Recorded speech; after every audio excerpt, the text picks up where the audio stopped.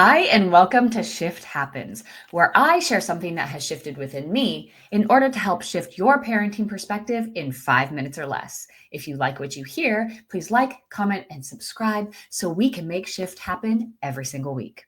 It's only happening here on YouTube, so I hope to see you here.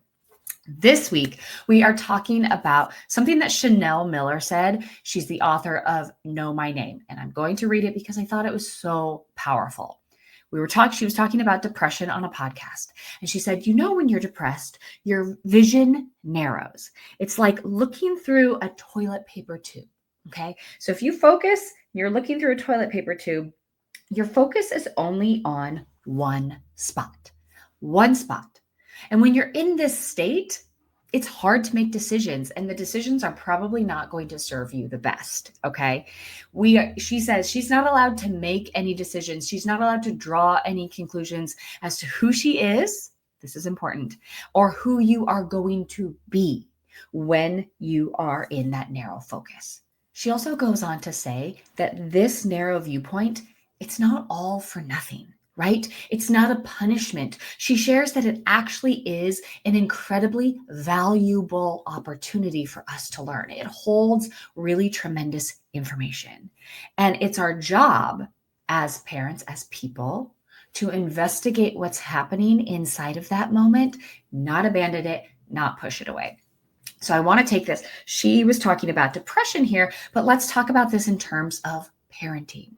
When our kid does something, when our kid sparks something in us and triggers something, we can see red and we can see blinders on. It's like this trigger is that toilet paper tube. Now, how can we see that the trigger is the toilet paper tube? Trigger, toilet paper tube. And we are not going to be making our decisions.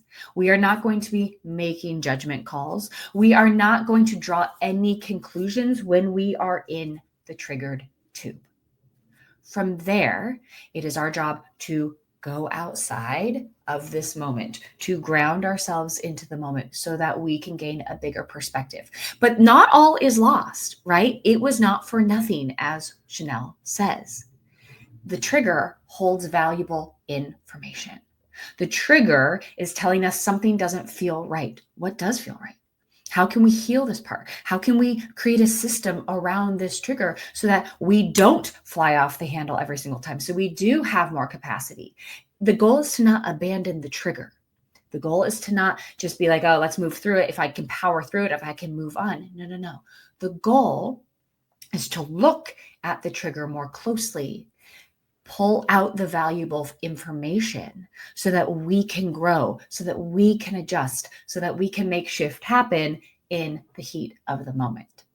So the next time that you find yourself triggered by your kid, remind yourself that you're looking through a narrow toilet paper tube.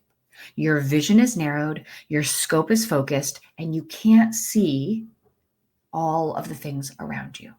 It is our job to remove ourselves from the situation. If you cannot move yourself from the situation, then you need to ground down into the situation. Calm yourself down long enough that you can start to see the perspective around you.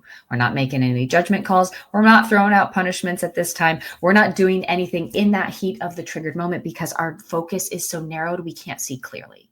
It's our time to move ourselves out, pull the valuable information from that trigger so that we are better equipped for the next time. That was my first Shift Happens, and I did it in about 4 minutes. I am so excited to see you next week. It will only live here on this channel, so I am excited to see you every single week where we can make shift happen as parents.